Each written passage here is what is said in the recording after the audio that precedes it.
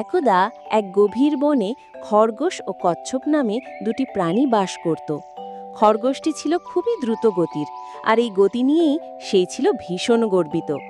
অন্যদিকে কচ্ছপ ছিল ধীর গতির, কিন্তু খুবই ধৈর্যশীল এবং শান্ত স্বভাবের।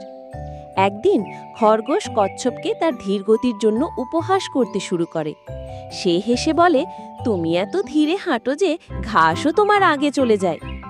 এই কথা শুনে কচ্ছপ অপমানিত বোধ করে। সে খরগোশকে চ্যালেঞ্জ করে একটি দৌড় প্রতিযোগিতার। প্রথমে খরগোশ হেসে গড়াগড়ি খায়, কিন্তু মজার ছলেই সে চ্যালেঞ্জটি গ্রহণ করে। নির্ধারিত দিনে বনের সমস্ত প্রাণী জড়ো হয় সেই মহা দৌড় দেখতে।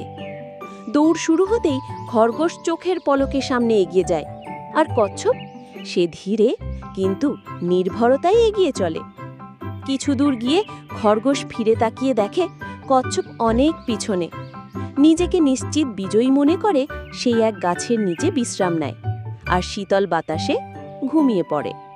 ওদিকে কচ্ছপ থামে না, সে ধীর পায়ে কিন্তু অবিচলভাবে পথ চলতে থাকে, আর এক সময় সেই ঘুমন্ত খরগোশকে অতিক্রম করে সামনে এগিয়ে যায়।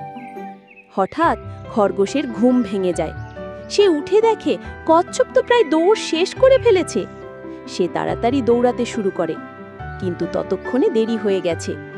শেষ পর্যন্ত বিজয়ী হয় সেই কচ্ছপ, যে কখনো থামেনি, কখনো হাল ছাড়েনি। এই গল্প আমাদের শেখায় ধৈর্য, নিরবিচারে পরিশ্রম আর আত্মবিশ্বাসের জয় সব সময়ই হয়।